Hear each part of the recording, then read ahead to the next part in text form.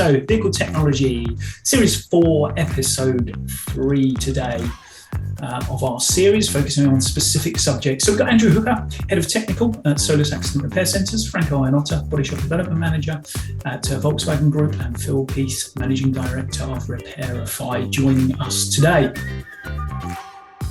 Huge thank you, as always, to our corporate partners, BASF, BMS, CAPS, Copart, Emax, Integral, Enterprise Rent-A-Car, Innovation Group, Mercer, Nationwide Vehicle Recovery Assistance, S&G Response, and Sherwin-Williams.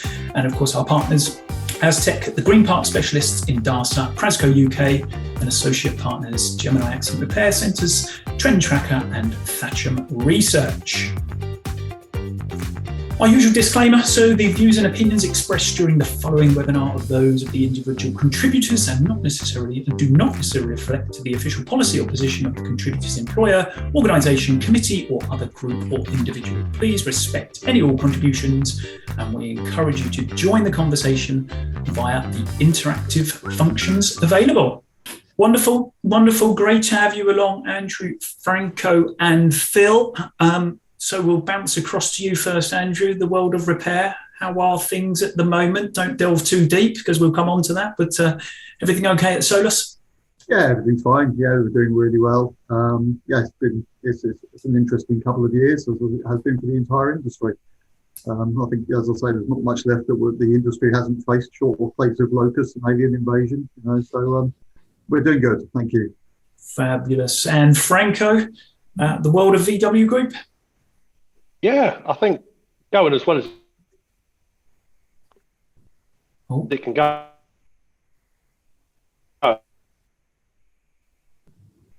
He's hung on us already by the looks of it. Yeah. Phil, what about yourself at Repair Refine Aztec? What's going on in your world? Utility bill increases, which I'm finding it tough. I'm reaching out to support as we can, but in general, it's a really good network. Great, he's back. We lost you for a moment there, Franco. I'm sorry, but you're okay. You bounced back. So, Phil, Aztec Repair Refine, busy place for you? Absolutely, yeah, excellent at the moment. Obviously, volumes are sort of back in the shops. So, from our perspective, that's a good thing. Technology in cars is constantly evolving, and more ADAS within vehicles. So, from our perspective, yeah, extremely busy at the moment.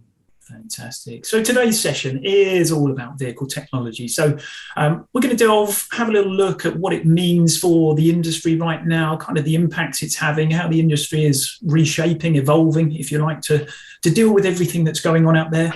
Love to get you involved in a couple of polls as well. So we're going to kick off the first one. And we're going to bounce the question around as well whilst the poll is taking place. So which specific areas of vehicle technology currently stand out? And that is either as a challenge or an opportunity within the sector. We've got EV, we've got ADAS, we've got connectivity, or we've got materials and structures. And Andrew, I'm going to come to you as well with that question. Try not to look at the poll too much. What are you kind of seeing from your world? Is there one thing that stands out at the moment? No, I think they're all proving to be a challenge across the industry from what I'm seeing and what I'm hearing from various partners, colleagues, friends, ex-colleagues, etc. I think, there's no part of that which is straightforward. The technology is moving forward. It's very, very diverse. And it's something, I think the one that's probably hidden in the background is probably the materials and structures one. I think there's a lot of noise around EV and ADAS. Well, ADAS has been ongoing for a number of years. EV is certainly the topic of conversation at the moment. I think materials and structures, and again, this is related to the electric vehicle side of things, that the structures are changing alongside as the crash requirements increase. And I think there will be some challenges to repairability and damageability over the very near future. And I think some people are getting a much better grip of this than others. So it's going to be very interesting to see the winners and losers out of the vehicle manufacturers who manage to get this right and who don't. Really interesting point, because as you say, I think we're kind of very much focused on the electrification, digital side of things, where actually, underneath that lies a whole raft of changes to the actual vehicles themselves. So interesting point. Franco, I'll come to you next on that very question, if I may. So is there any sort of standout technology in terms of where you sit at the moment? To be honest with you, it has all changed, and structures have to change around the EV drive that we've currently got at the moment. So, everything's changed around what a body structure looks like because of that. ADAS continues to grow. We still call it ADAS, but there's lots more systems that are coming, and they've got much more smarter, and they drive further on their own, and so on and so on. So that continues to drive. And then obviously you need connectivity, because when you want to buy something, or when you want to connect to something, or if you want to update your car,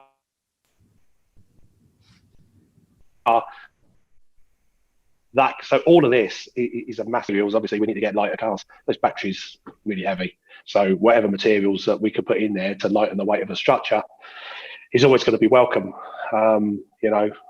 Steering and suspension is about the only part that's kind of remained the same in the last 10 or 15 years. Interesting stuff, Franco. And Phil, I suppose you kind of see the world from a sort of niche perspective, if you like, in terms of this. But again, what are your thoughts on that one?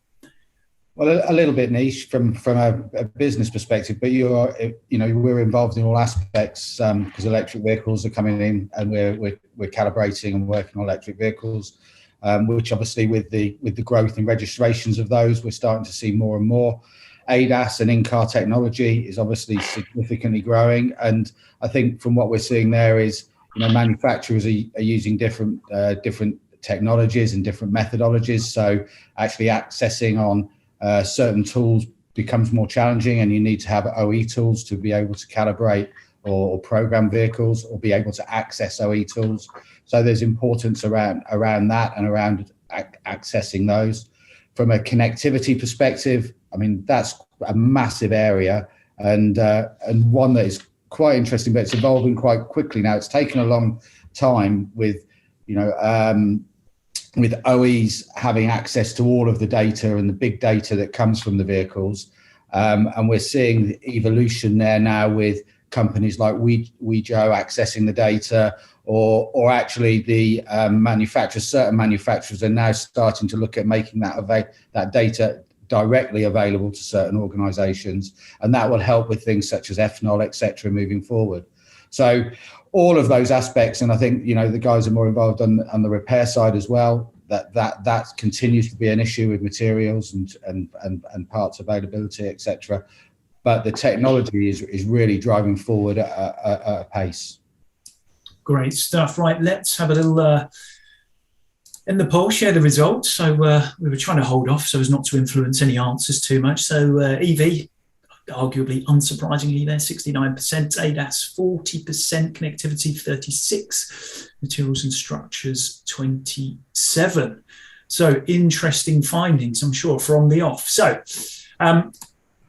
let's move on. Next question then. So as we kind of move forward ahead, and I don't want to look too far ahead here because this is, kind of scary territory, and we haven't kind of got the crystal ball moment, but what technology that we know today or coming in the short term do you think will have the greatest impact on the claims sector as a whole? For what reason? And again, stretching that out, what about a little bit longer term? Is there something else coming that maybe we're being blindsided by? Andrew, I will pop to you again in the first instance, if I may. Sure. If we're looking at it, I'm so glad we're not going to have to talk about flying taxis or anything like that. That's great news. It's a good start. I think at the moment, the nearer term one's going to be things like function on demand. I think we're going to be getting into an area of snowflake cars where no two are the same. Now that's going to be concern for underwriting naturally. It's also going to be through the claim and through the repair cycle as well. What is on the car, what is functional, what is active at the time. And that is going to be a significant challenge for the industry to overcome. And even to reinstate it, to get that understanding and actually reinstate the condition that the customer wanted. There's already talk of some people sort of disconnecting their cars in terms of the connectivity side of things because they don't want people spying on them or downloading things they don't want. Well, that's going to be a challenge for us in the repair side to actually reinstate a vehicle, because we will probably have to update the software, and that could possibly upset the customer as well. So there's lots of technical challenges, but there's also the customer challenge of getting them to understand and also to give them confidence. I think we've all been through that generation of having laptops that never work after you've done an update. I think that's probably going to be in the background fear for many, many customers with their cars, but possibly more so because you don't tend to drive your laptop at 70 miles an hour on a motorway. Really interesting points. And have you just coined a new phrase there, or is this one I've missed? Did you say snowflake car? Yeah, I'll go with that. Yeah, I could take credit for that one. I'm more than happy to. But yeah, I think that's going to be the reality. And it is a strategy for some vehicle manufacturers that software will define the choices for the car. Interesting. Franco, your thoughts around that one?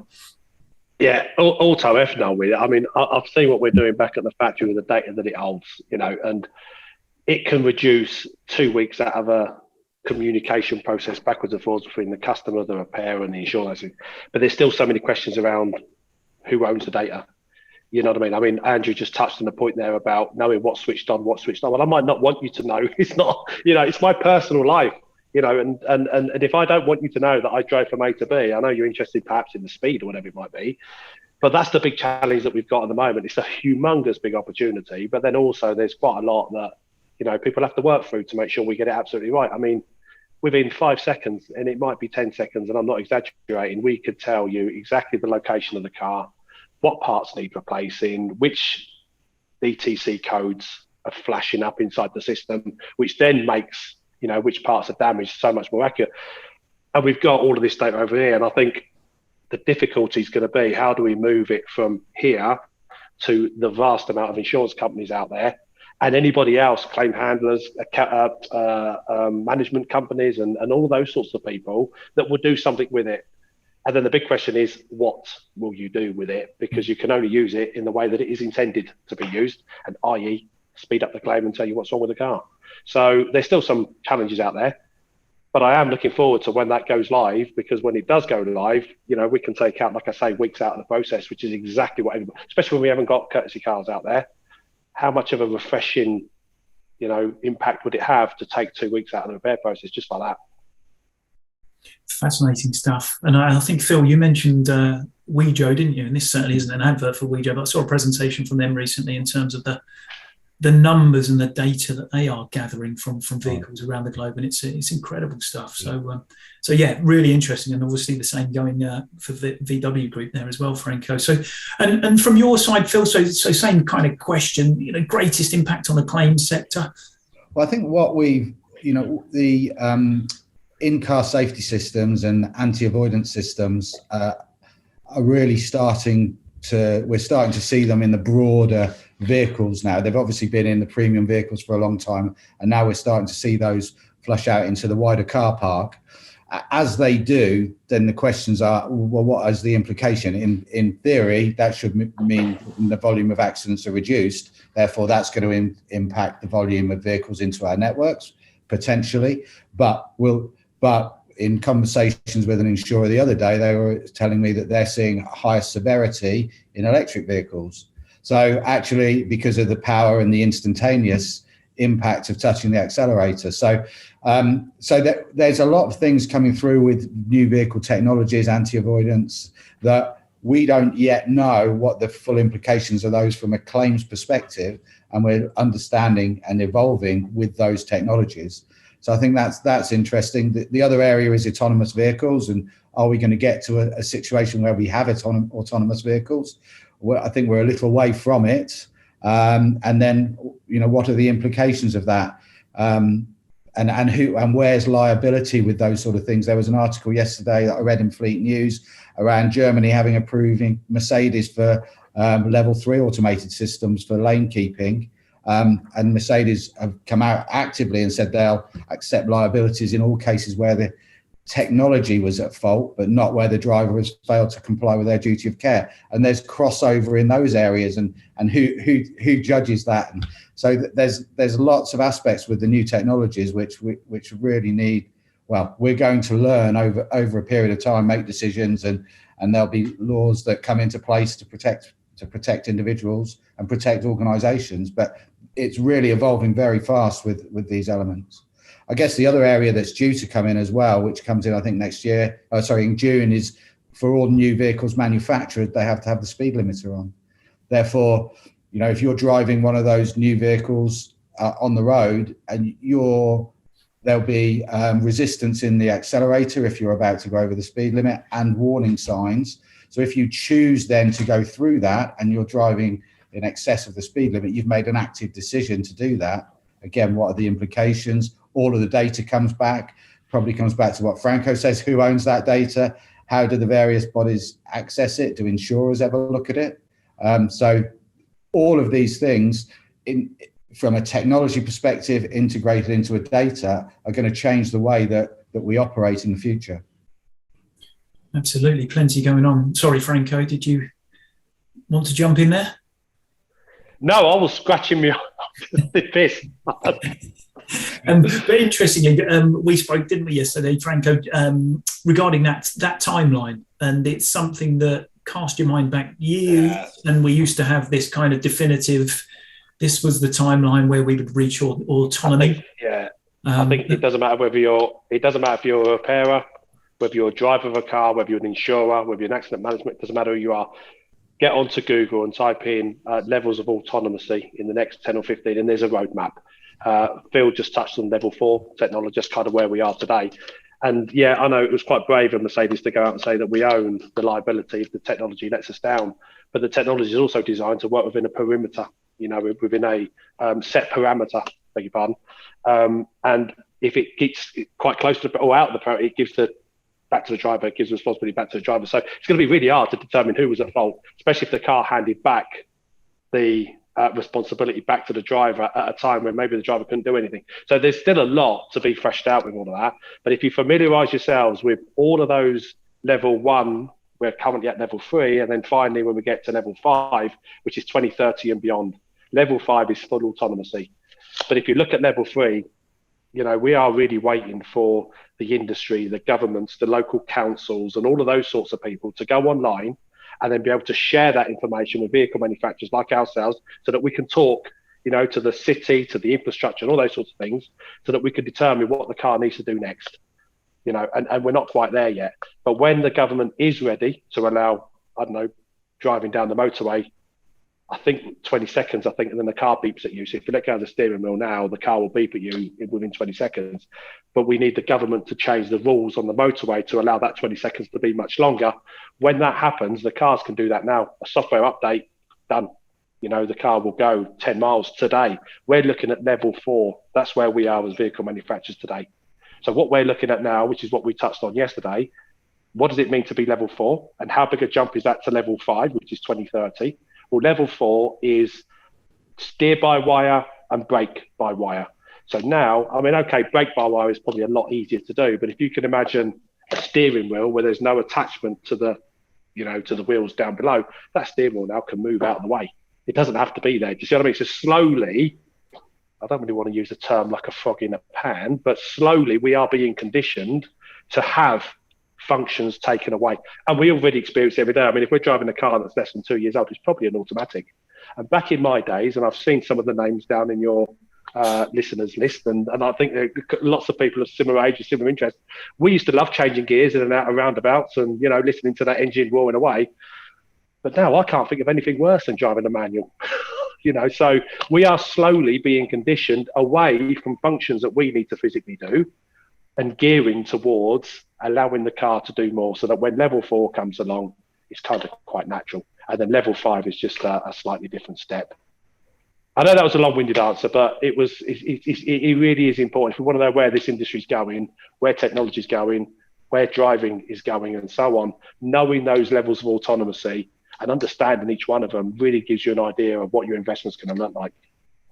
Hey, Franco, it's great to hear it from the side of a vehicle manufacturer, straight from the horse's mouth, so to speak. And I don't mean that offensively. And also, just on the webinar, you've declared yourself as kind of getting, what should we say, a lazy driver. I don't know, term it what you like, but automatic. I don't know. All right, let's move on. I just want to kind of change things a little bit, talk about EVs, because it's as the first poll showed, that seems to be kind of one of the biggest areas of concern, probably one of the fastest moving areas at the moment. So we'll launch another poll and let that run. So what concerns currently surround EVs and their pending influx? So is it the volumes? Is it the available information? Is it skill sets and knowledge, site facilities, stroke charging options, vehicle recovery, handling, customer expectations? I wouldn't go for choice 7. That means nothing. EV continues to gain momentum, but for many as yet has not reached critical mass, it's fair to say, but it's coming. We all know that. How does the industry work together to get ahead of the curve? Can it get ahead of the curve? Andrew, I'll come to you if I may. Yeah, I'm looking forward to the industry working together. It's not something I've seen a great deal of so far, but I think it's something that's probably more critical than ever.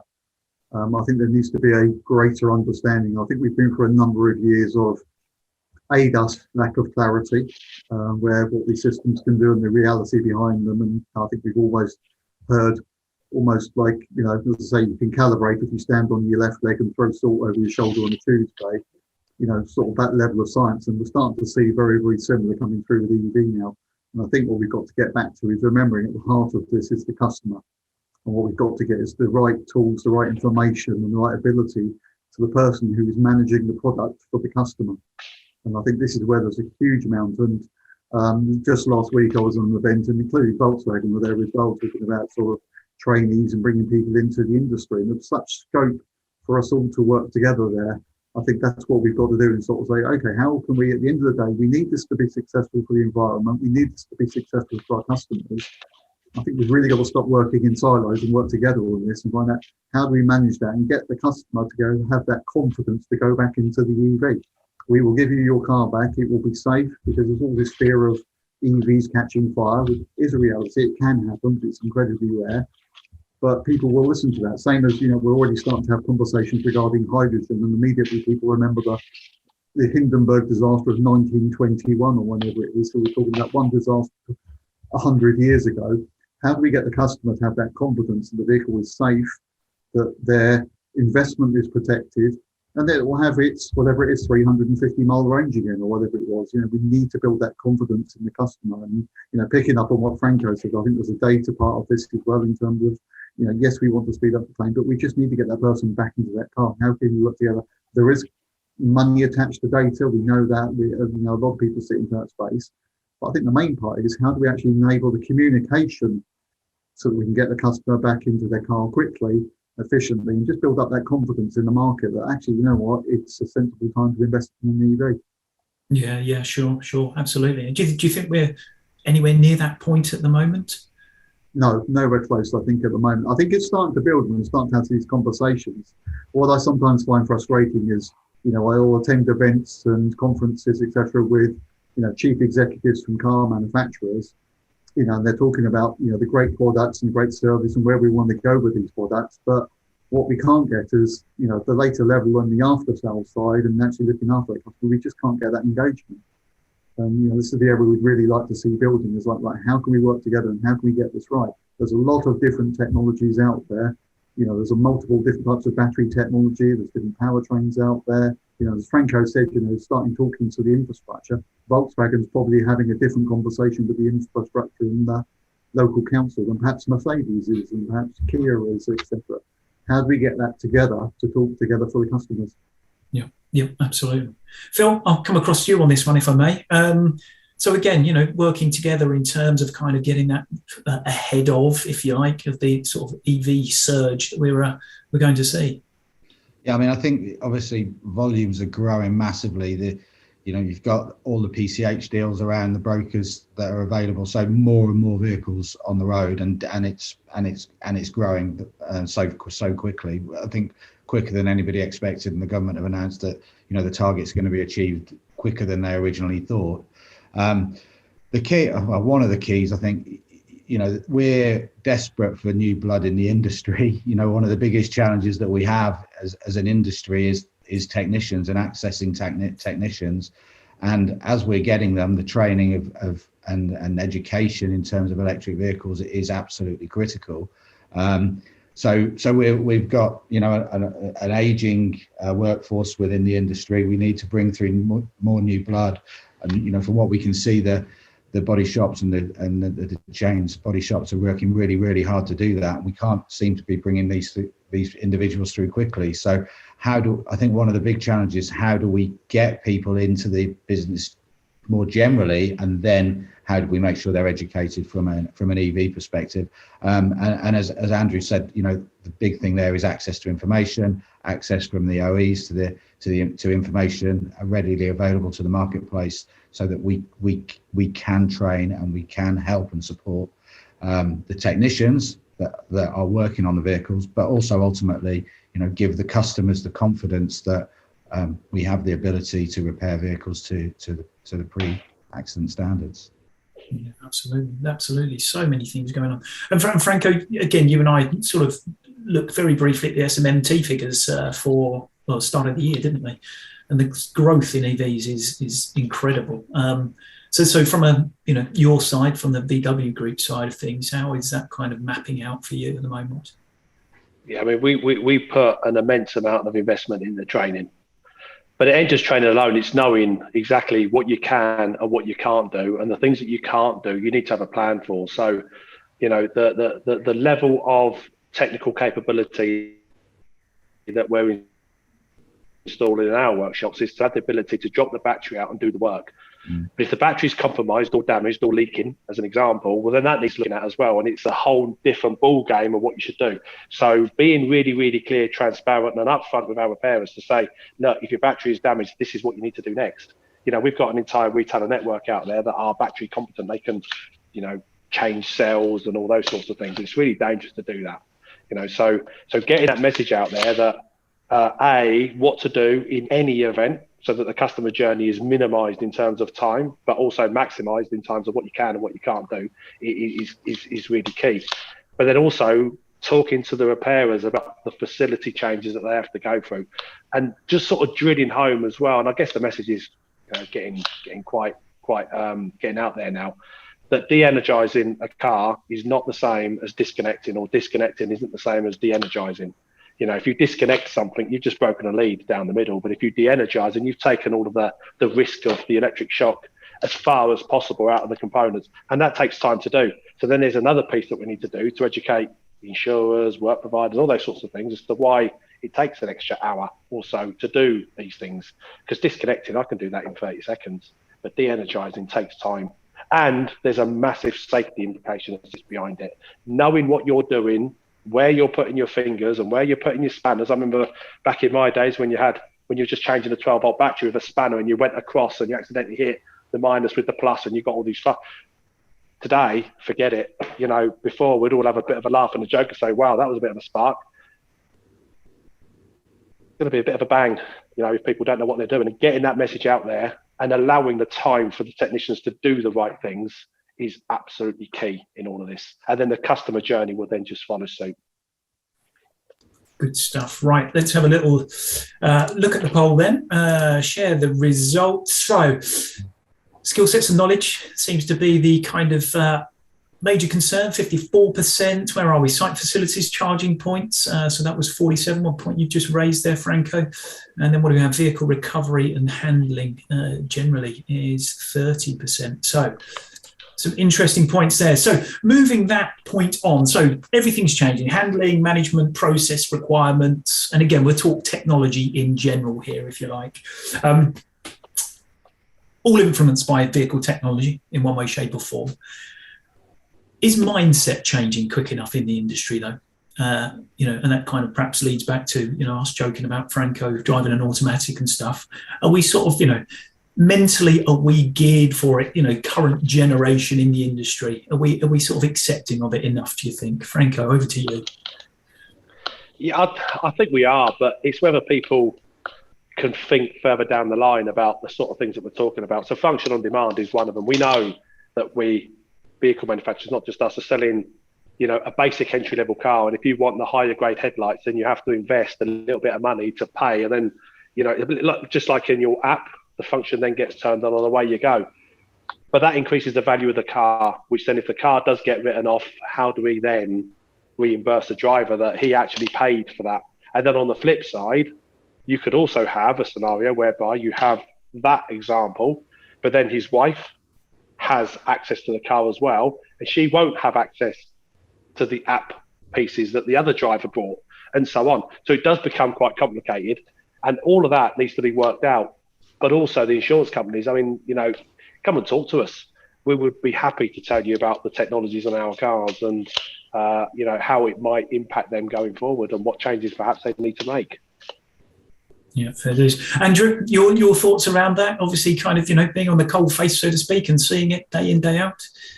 I'm still a little bit on the fence on that one. I mean, so going back to Franco's point there, I'm thinking, I've got a television at home. I may choose to download Netflix for a while, or sign up to Sky, but the price of the television is still the same because it's still got the hardware in it.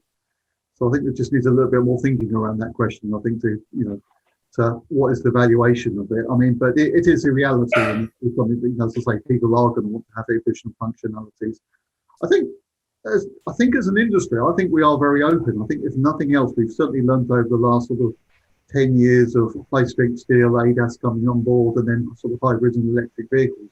I think we are very much getting used to rapid change. I think the days of the job being the same 2 years running have long gone. And I think there's a lot of very much open minds out there. I think it's just trying to find the right answers and just build these partnerships and, getting to the right result. And, as I say, I think somebody on the panel has raised the question around safety in that one, which does sit at the back of my mind. And, exactly what Franco's just said there, it's just this talk of disconnection is very, very valid, that understanding the difference between de-energizing and disconnection. So I think, I think we're open to it. I think we just need to have the right conversations, the right partnerships, and help people evolve in the right ways, basically. Yeah, absolutely. Sorry, Franco, we lost you for a moment. Yeah, no, you're right. Just to add, I think, just to put this into context, it's about 750 quid if I want to upgrade my headlights from basic to LED matrix, whatever they are, 750 quid. And if my car gets written off, I might not get back into another Volkswagen. So I might not be able to transfer my 750 quid from that car to that car because I might not get into another brand for brand car. So who's going to pay me back? So it's not the same as a telly, because I think with a telly, you can just log on with your iPad or your iPhone and kill the account, or just make a phone call and just say, can you stop my monthly fee for my account? But when you've just paid out 750 quid just for the headlights, I think it's a similar sort of price if I want to up the power in my battery or power to the wheels. If I want more brake horsepower, if that's still the term that we're using today, or kilowatts, it's a similar sort of thing. So I buy the basic car, 10,000 quid as an example. I upgrade it by 1,500 quid just for 2 extra features. A, how does the insurance refund me should the car get written off? And B, how do I move that to another car if I am or not refunded? Do you see what I mean? Frankly, you said that the cars, as I say, they've all got the same hardware on there, so it's enabling it with software. So you're getting the same value. You've actually paid for it. So £750 they paid for in the hardware when they bought the vehicle. Surely, all you're charging for them is basically the license to use that function. Which I'm not sure the car gets written off. Surely, just a thought. Yeah. Right, yeah. This one could go on. We'll follow up on this one. Lots of observations coming in, which is great, and there's lots of talk around skill sets, technicians, and stuff. Which, hey, what do you know? The next webinar we're doing is focused on skill sets. So keep your eyes peeled for that. We are about to touch on it a little bit more. So I'll come across to you, Phil, in terms of the mindset shift. Is that happening, kind of, in tune with where the industry's at? And you probably see it, at Aztec, and also, can you take us then into that kind of skill sets, career opportunities? What's vehicle technology providing the sector in terms of those opportunities as well? Yeah, I mean, I think that mindset shift, that was just a great example with the interaction with Andrew and Franco there around the mindset shift, because, we are all aware of these new technologies. And from our experience in, talking to the marketplace, working with large, small and individual body shops, we're seeing that people are embracing the technologies, but people are trying to change. They're trying to understand it and evolving, and whereby it was easy to outsource things in the future. Lots and lots of those organizations now are bringing in things in-house so they can control it. They can understand it, control it, manage it, ensure that liabilities are managed through the process.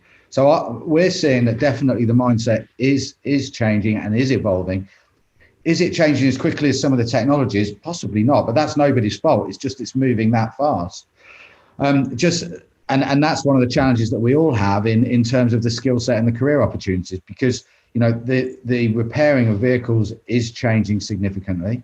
The electrical requirements on repair of vehicles is changing. So the education and the training required for people coming through from a technical perspective and technicians now is very different to what it was even probably 5 years ago, in terms of what you have to understand about electric, what you have to understand about ADAS, and actually how you get that vehicle back on the road, apart from the traditional repair elements. So that evolution is definitely taking place. But it is a challenge for us. You know, we're finding bringing people through, people wanting to work in the industry at, you know, a technician level is tough. And we need to probably get back to sort of basics with it and start the education process, you know, through the colleges, and really start to drive, you know, enthusiasm through the colleges to show the change that's happening in the marketplace. Massive challenge. And I don't think we've got the answers, but I think that's really where we've got to be starting. And things like, you know, the School of Thought and those organisations, 2 or 3, that are trying to drive knowledge and information through the colleges and in through the younger generations are really powerful but essential. Really exciting time for the industry, I think it has to be said, in all those many ways. And Andrew, I'll just come back to you on that kind of skill sets, career opportunities type piece, specifically within repairers. Are you kind of, you know, we've talked about it probably for quite some time now, but are we all of a sudden in a realm where we have, you know, new job roles cropping up on the shop floor, or, you know, in the office technology suite, or whatever it might be? Is that where we're now kind of looking? Yeah, I think we already are. We've actually already created new roles. They're emerging already, and what we're trying to do specifically is actually bring on some of the new young talent. Now, absolutely no way are we leaving behind the guys of my age, etc. You know, because everybody needs to change. But what we're actually doing is trying to create some new roles and thinking, you know, specifically to some of these new technologies that are coming through, that they can have a deeper education, ongoing training, but also just being a little bit brave and giving them a bit more of an exciting role within the parameters of safety. You know, getting some of these guys to actually help us develop the business forward. You know, you're a young technician. What will other young technicians want to see from their career path? What will they want to see from their job package, etc.? So we're actually starting to create that already and start to look at it and say, where do you want to go? You know, maybe the younger generation don't want to do the same job for 35, 40 years that perhaps, you know, some of us have done. I think maybe they'll want to move. Do you want to be a technology specialist, or do you want to go into leadership, or do you want to move into the engineering side of another company? But I think we just need to create a whole new package of that around it, and we're starting to do this now. One of our young apprentices has moved into a new electrical role, and he's doing incredibly well, speaking to vehicle manufacturers, and he's actually now becoming an ambassador for other apprentices. And I think this is what we've got to build. We've got to start building on this talent pool to actually think this is a hell of an exciting industry. You know, some of these Volkswagen models and some of these Mercedes models now have got more software and capability than some of the aircraft that fly us to Torremolinos once a year. You know, it's you know, we just have to realise this is an incredible industry. Let's bring it on board. Absolutely. Hear. And there'll be a lot of people giving agreement to that. I think it's an amazing place to be at the moment. A lot of challenges, but hey, with that becomes opportunity and super exciting times, I think. So we're just going to put another poll out there whilst we discuss it as well. So influence. So what areas is vehicle technology influencing with your business currently? And that's a single choice. So you've got one to choose from: processes, skill sets, recruitment, financial.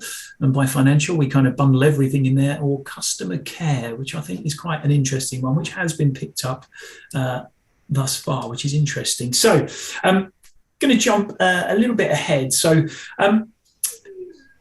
the next 12 to 18 months, it seems like kind of, you know, a flash in the pan, a short period of time. But hey, having just been through the past 2 years that we all have, we know an awful lot can change. So how will vehicle technology influence your business over the next 12 to 18 months? Franco, I'll come to you if I may.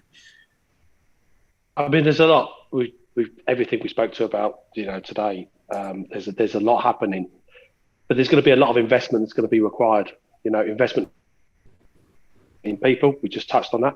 Investment in facility, because you need quarantine zones, you need lots of safety areas before the car comes. They're going to be more. I mean, we touched on it earlier about the sales of electric vehicles are just flying out. Petrols and diesels are massively down. Electrics are massively up. So in the next couple of years, this is going to be an everyday thing.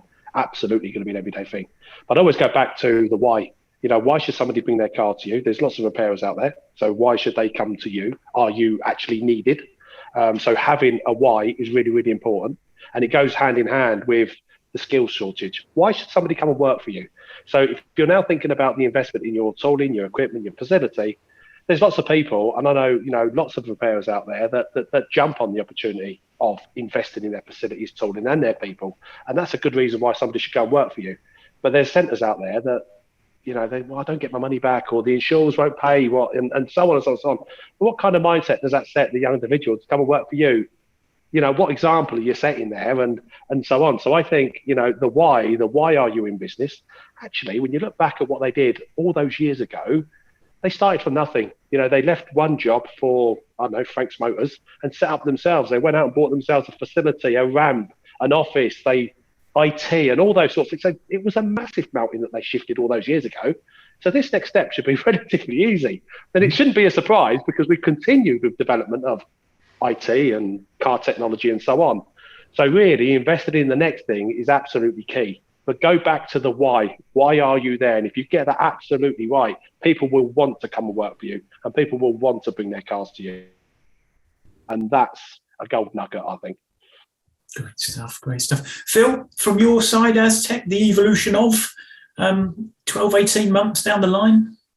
Yeah, well, obviously for us, the impact is the growing volume of ADAS in vehicles. More and more vehicles having different elements of ADAS within the vehicles. So we're seeing more and more work from that perspective. I think what we are also seeing is that some of the OEs are locking down some of the access to the information. So from that perspective, use of secure gateways and different protocols will mean volume of vehicles that can only be diagnosed, calibrated, or programmed using OE tools is increasing, and we expect that to continue to increase.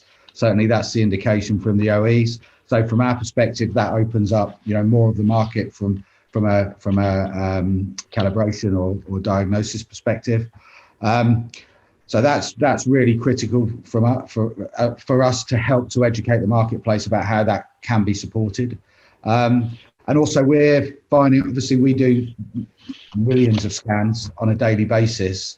So we're looking at how we can use that data. So we access data about vehicles, about a vehicle that's come into a workshop. We can see based on the pre-scan what that vehicle requires to be done to it in terms of the repair, or returns in terms of the calibration, or potentially, as Franco suggested, in terms of the parts that are going to be required to repair that vehicle. So how can we help with the data that we've got to be integrated into systems to help to accelerate the information to suppliers and accelerate that repair process?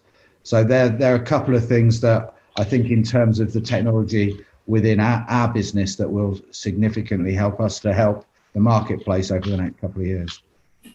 Great stuff. Right, so I'm just going to jump back to the poll that we had running.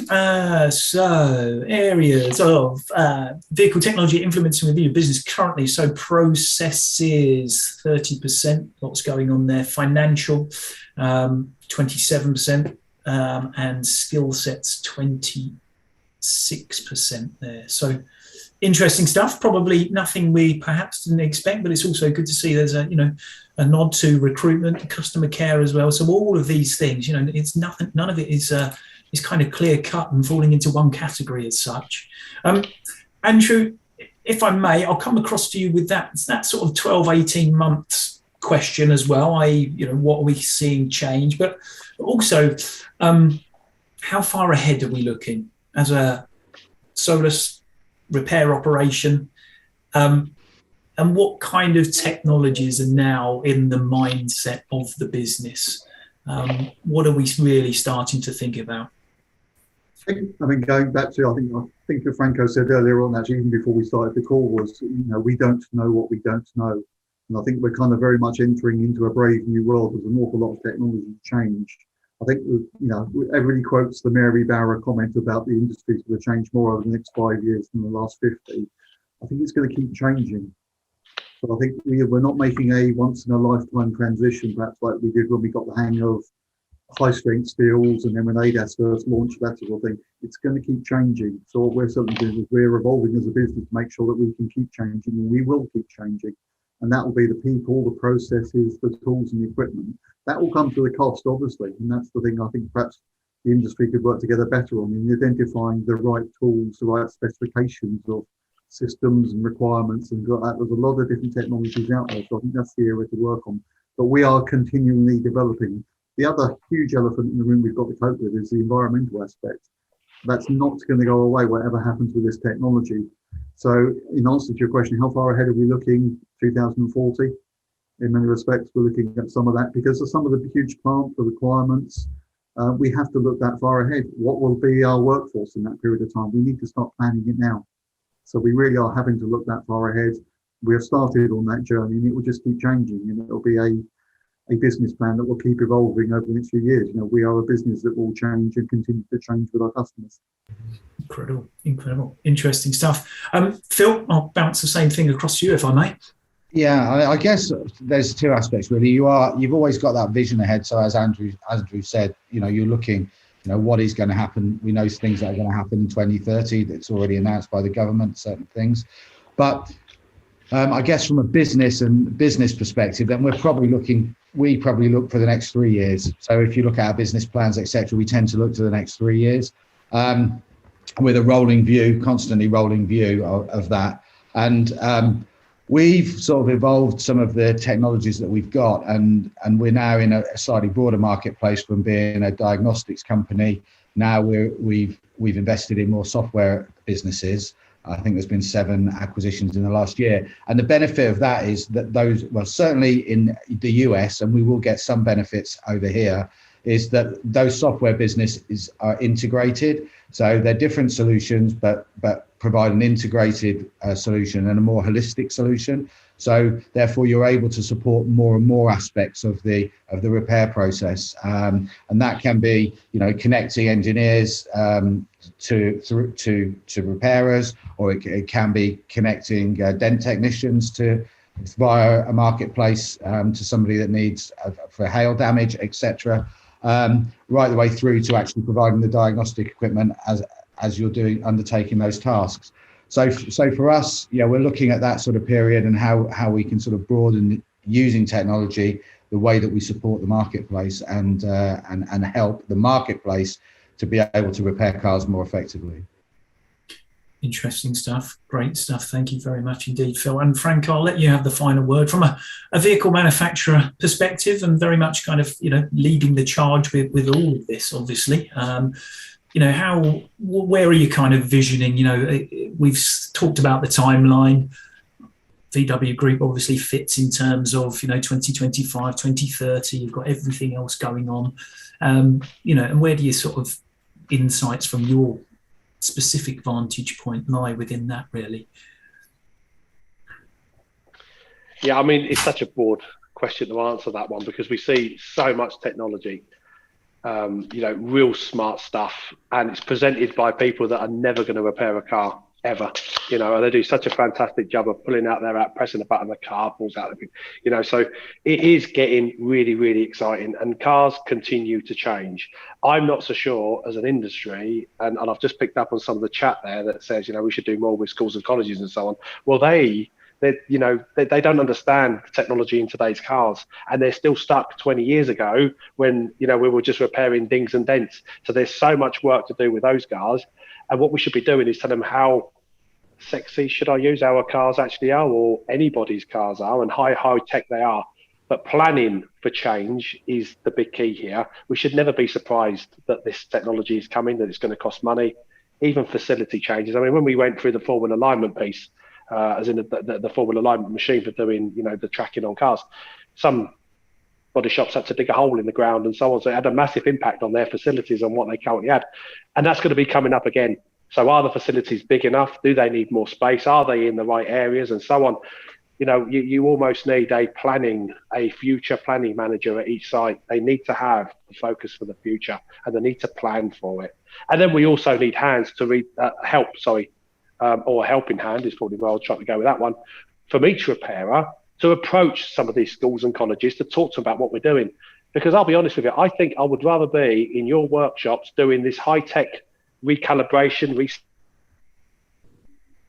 resetting and all those sorts of things than plumbing and electrics and building.